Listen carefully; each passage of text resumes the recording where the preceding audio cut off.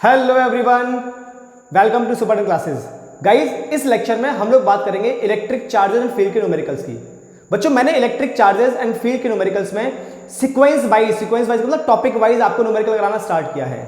Class 12 physics में बच्चा पूरे यूट्यूब के प्लेटफॉर्म पर, पूरे सोशल मीडिया के प्लेटफॉर्म पर आपको कहीं भी टॉपिक वाइज न्यूमेरिकल नहीं मिलेंगे। सिर्फ हमारे चैनल पर आपको टॉपिक वाइज न्यूमेरिकल में करवा रहा हूँ, जिसमें बच्चा मैंने हर टॉपिक पे न्यूमेरिकल करवा रखे हैं। हम लोगों ने electric charges and fields chapter start किया है। इलेक्ट्रिक फील्ड पे न्यूमेरिकल करवा दिए, इलेक्ट्रिक चार्ज पे न्यूमेरिकल करवा दिए, टॉर्क पे न्यूमेरिकल करवा दिए, डायपोल पे न्यूमेरिकल करवा दिए।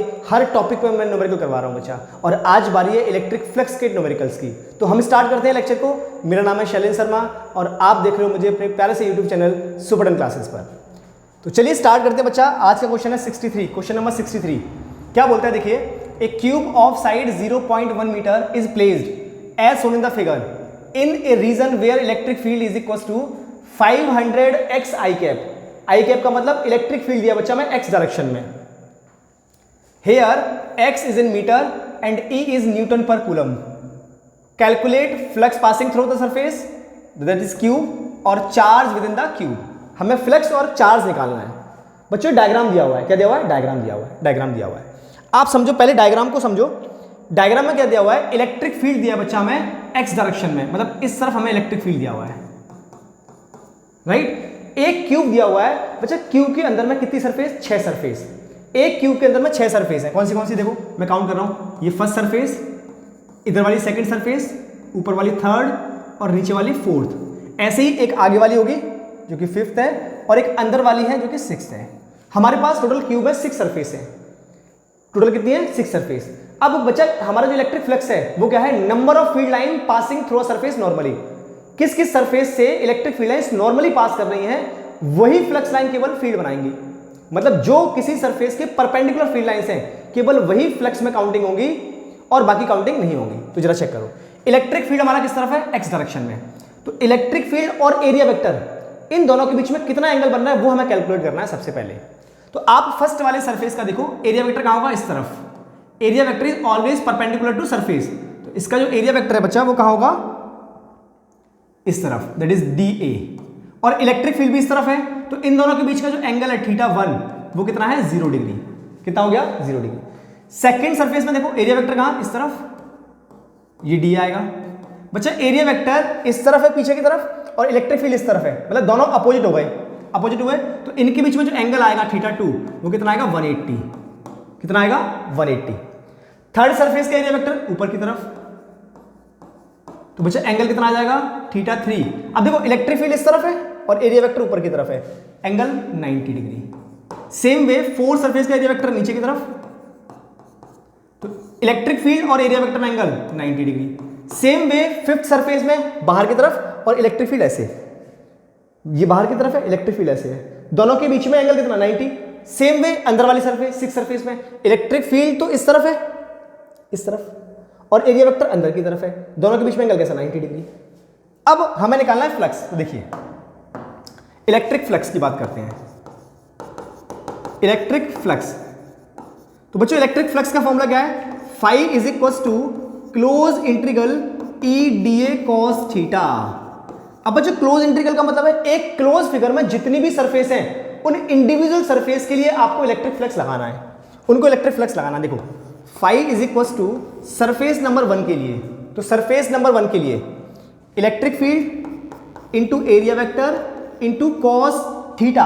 अब सरफेस नंबर 1 के लिए इलेक्ट्रिक फील्ड और एरिया वेक्टर का angle 0 degree plus surface number 2 के लिए EDA cos 180, एंगल कितना है? 180 प्लस सरफेस नंबर 3 के लिए EDA cos 90 plus surface number 4 के लिए EDA cos 90 plus surface number 5 के लिए EDA cos 90 और बच्चा सरफेस नंबर 6 के लिए भी EDA cos 90।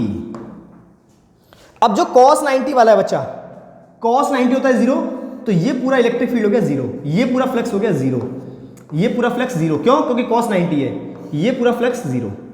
तो 4 फ्लक्स तो हमारे जीरो हो गए, मतलब 4 सरफेस से निकलने वाला फ्लक्स तो जीरो। सिर्फ कितने सरफेस बचे? 2 सरफेस, एक ये वाला सरफेस और एक ये वाला सरफेस। अब देखिए cos 0 होता है 1 और cos 180 होता है -1। चलो चेक करना, मैं फ्लक्स लिख रहा हूँ। फ्लक्स इज इक्वल टू, यहाँ से इलेक्ट्रिक फील्ड तो बाहर आ गया, इलेक्ट्रिक फील्ड तो बाहर आ गया। अच्छा इलेक्ट्रिक फील्ड कितना है? 500x। इसका मतलब x की डिस्टेंस पे डिपेंड कर रहा है इलेक्ट्रिक फील्ड। इलेक्ट्रिक फील्ड भी वेरिएबल है, तो हमें E1 E2 लगाना पड़ेगा। E1 और यहाँ होगा E2, यहाँ होगा E2। बात क्लियर हुई? तो ये E1 तो बाहर आ गया, ये बचा dA cos थीटा cos 0 1 हो गया, माइनस माइनस क्यों आया? cos 180 था -1, तो इसकी वजह से माइनस हो गया। E2 into dA। dA क्या है? Area vector. dA क्या है? Area vector. एरिया कितना हो जाएगा इसका? इस क्यूब के एक सरफेस का एरिया, इस क्यूब के एक सरफेस का area side into side that is 0.1 into 0.1, तो area is equal to 0.01 metre square. ये हो जाएगा इसका एरिया वेक्टर, जिसे एरिया आ जाएगा 0.01 मीटर स्क्वायर, राइट। अब यहाँ लगाते हैं, तो 5 इज इक्वल टू E1 कितना है? 500 इंटू एक्स, एक्स दिया हुआ है। एक्स का मतलब है ऑरिजिन से, बच्चों ऑरिजिन से इस फर्स्ट सरफेस की डिस्टेंस, ऑरिजिन से फर्स्ट सरफेस की डिस्टेंस, तो 0.1 तो ये है यहाँ से यहाँ तक, और ये डिस्टेंस भी कितना होगा? 0.1, तो 0.1 प्लस 0.1 इट इज 0.2, तो 500 इंटू 0.2 इंटू 0.2 इंटू डीए का कितना हो गया? एरिया, एरिया कितना दिया है? 0.01 माइनस E2 कितना हो जाएगा? 500 इंटू सेकेंड सरफेस तक का डिस्टेंस, तो सेकेंड सरफेस तक का डिस्टेंस कितना दिया है? ये 0.1 इंटू 0.1 इंटू 0.01, ये आ गया एरिया का, एरिया मल्टीप्लाई हो गया इसमें। बात क्लियर हुई? अब देखो 500 इंटू 0.1 कॉमन ले लो, 500 इंटू 0.1 कॉमन ले लेते हैं, ये ऐसा करते हैं, ये ऐसा करते हैं। देखो मैं यहाँ कर रहा हूँ कैलकुलेट, है ना। फ्लक्स इज इक्वल टू 500 मैंने पूरे से कॉमन लिया, इसे 0.2 का मल्टीप्लाई किया 0.1 में, तो 0.2 इंटू 0.1, 0.2 इंटू 0.1 कितना हो जाएगा? ये दैट इज ये हो जाएगा 0.002 माइनस इन दोनों का मल्टीप्लाई करो 0.001 हो जाएगा। इसमें से इसको माइनस कर दो, तो flux is equal to 500 into 0.001, इसका मल्टीप्लाई करोगे तो बच्चा ये आ गया 5, बच्चा ये कितना आ गया? 5, है ना। अच्छा 1 2 3 1 2 3, तो 0.5 आ जाएगा। ये कितना आ जाएगा? 0.5, 0.5। देख लो एक बार, 2 हट जाएंगे 0, तो 2 0 हट जाएंगे, और 1.1 है तो 0.5 का 5 का मल्टीप्लाई करोगे तो 0.5 हो जाएगा, तो 0.5 न्यूटन मीटर स्क्वायर पर कूलम। ये आ गया फ्लक्स, न्यूटन मीटर स्क्वायर पर कूलम। देख लीजिए एक बार, बात क्लियर हो रही? तो हमारा इलेक्ट्रिक फ्लक्स आ चुका है। अब बात करते हैं बी पॉइंट की। ये कौन सा पॉइंट था? ए पॉइंट। अब बात करेंगे बच्चा बी पॉइंट की। मैं यहाँ लिखता हूँ बी पॉइंट को। बी पॉइंट क्या पूछा है? The charge within the cube. Charge within the cube लगाने के लिए बच्चा अपन यूज करेंगे गॉस थ्योरम। गॉस लॉ क्या बोलता है? गॉस लॉ बोलता है flux is equal to Q net divide by epsilon naught. कौन सा वाला नेट? जो किसी क्लोज सरफेस के अंदर में है।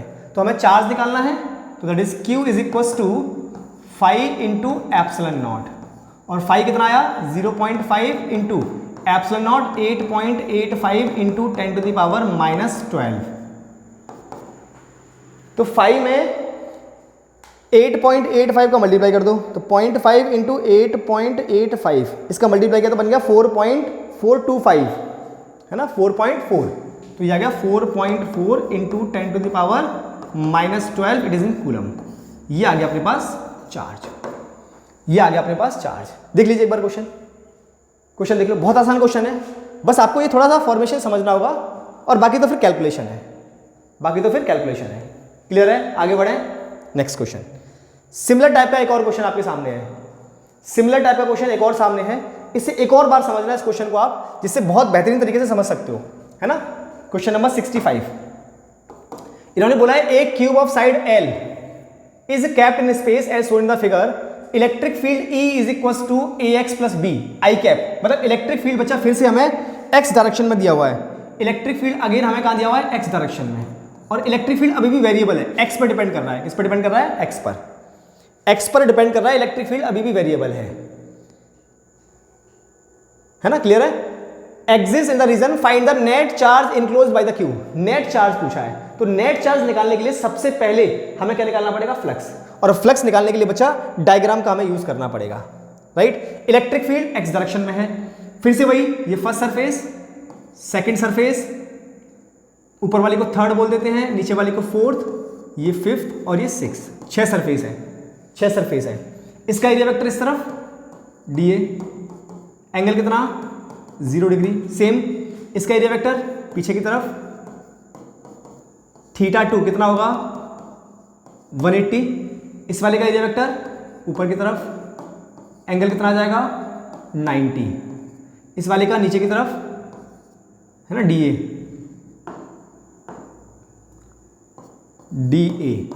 θ4 कितना आ जाएगा 90। ऐसे ही 5 और 6 का, एक अंदर की तरफ एक बाहर की तरफ, वो भी आ जाएगा 90। तो फ्लक्स जो मुझे मिलेगा केवल फर्स्ट सरफेस और सेकंड सरफेस से, क्योंकि बाकी सब तो 90 है, सबका 0 हो जाएगा। तो लिखते हैं, तो देखो बच्चा लिखते हैं, इलेक्ट्रिक फ्लक्स। सबसे पहले मुझे इलेक्ट्रिक फ्लक्स काउंट करना है। तो इलेक्ट्रिक फ्लक्स क्या होता है, phi is equal to close integral E D A cos theta. Close integral का मतलब जितनी सरफेस है सबके लिए लगाना है। 6 सरफेस है, अब मैं 6 के लिए लिखूंगा, क्योंकि 4 का तो 0 हो गया, 3 4 5 6 90 डिग्री एंगल है, 0 हो जाएगा, केवल फर्स्ट और सेकंड का मिलेगा। तो मैं केवल फर्स्ट और सेकंड का लिखता हूं। तो phi is equal to surface number 1,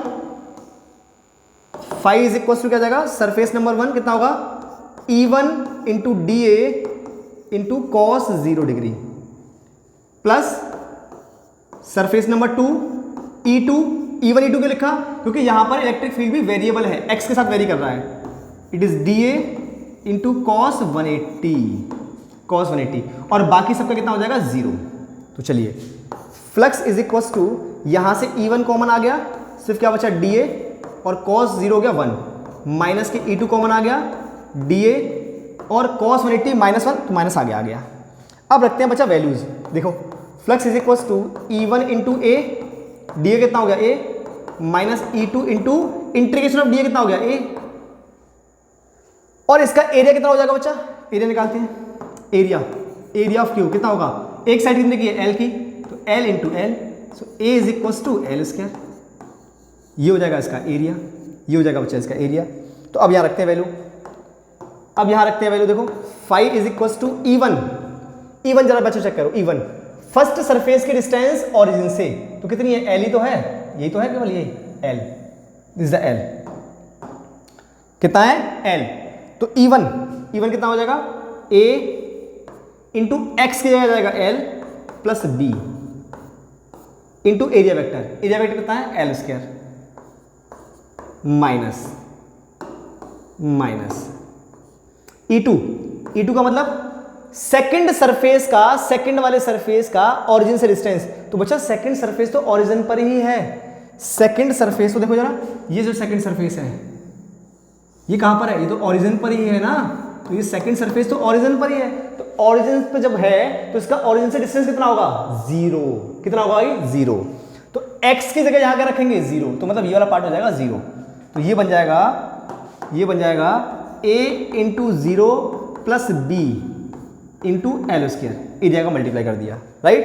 तो यहां से बन गया flux is equal to A L Q, इस एल स्क्वायर का ब्रैकेट मल्टीप्लाई कर दिया, plus B L square minus ये वाला पार्ट हो गया 0, और ये बचा बी एल स्क्वायर। तो ये बी एल स्क्वायर से B L square cancel out, एक प्लस का एक माइनस का। तो यहां से फ्लक्स आ गया बच्चा अपने पास ए एल क्यू, यहां से फ्लक्स आ गया ए एल क्यू, कितना आ गया ए एल क्यू। हमें निकालना है चार्ज। तो according to Gauss law, flux is equal to charge inside, that is net charge, divide by epsilon naught. तो चार्ज कितना हो जाएगा यहां से, charge inside is equal to flux into epsilon naught. तो बच्चों फ्लक्स कितना है ए एल क्यू, तो A L Q into epsilon naught, this is the charge.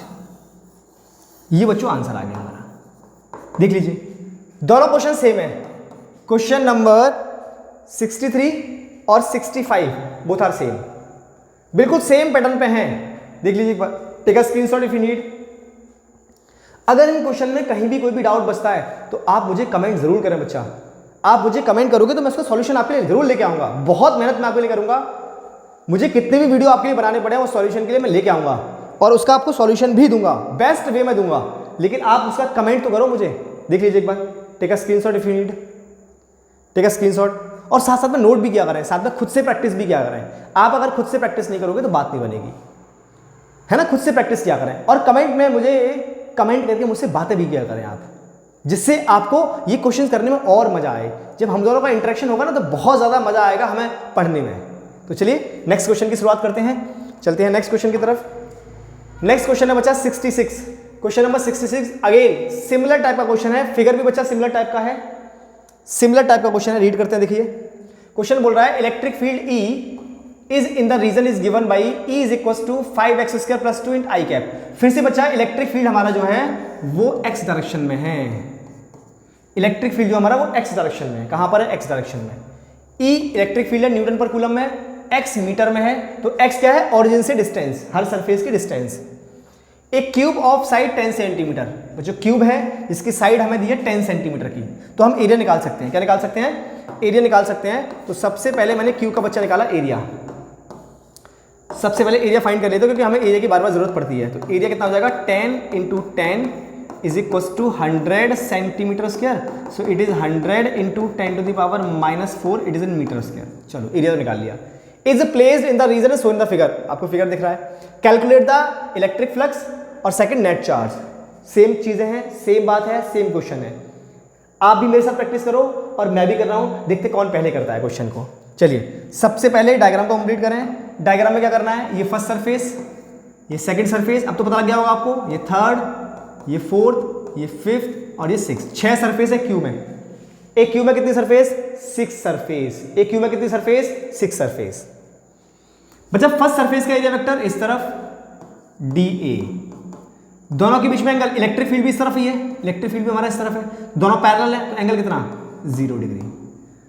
इसका बच्चा एरिया वेक्टर पीछे की तरफ DA। अब एरिया वेक्टर पीछे की तरफ है, समझना बात को। एरिया वेक्टर कहां पर है? पीछे की तरफ। इलेक्ट्रिक फील्ड कहां पे? x डायरेक्शन में, पॉजिटिव x में। तो एंगल कितना? 180। एंगल कितना?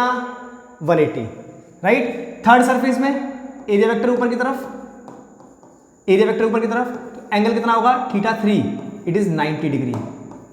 90 डिग्री। इसको मैंने θ1 नाम दिया है, इसको θ2 नाम दिया है। फोर्थ सरफेस का सेम एरिया वेक्टर नीचे की तरफ, एंगल θ4 अगेन 90। ऐसे ही सिमिलरली 5 वेक्टर और 6 वेक्टर का भी सिमिलरली होगा, 5th वेक्टर और 6 वेक्टर का भी सिमिलरली होगा। आपको समझ आ रहा है? देखो मैं वापस से रफ करके दिखाता हूं आपको। मैं वापस से रफ करके आपके लिए बनाता हूं कहां कहां पर कौन सा सरफेस है और कौन सा हमने एरिया वेक्टर लिया है। चलिए देखिए, मैं यहां पर ड्रॉ करता हूं। ओहो,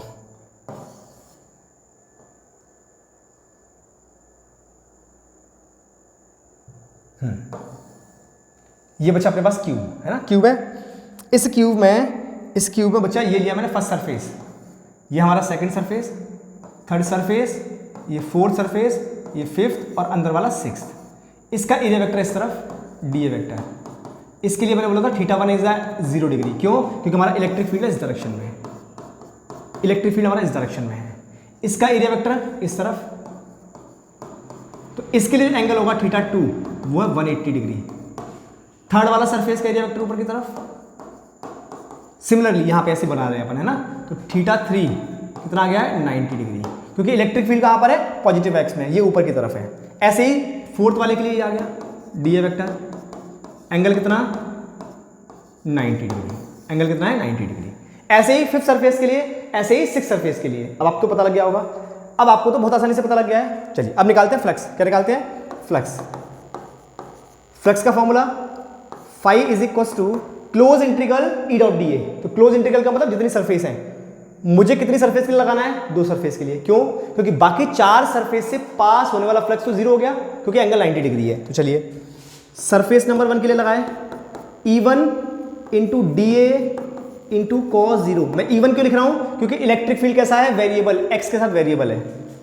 प्लस सरफेस नंबर 2 के लिए E2 into DA into cos 180 और सरफेस 3, सरफेस 4, सरफेस 5, सरफेस 6 इन सबका कितना हो गया 0।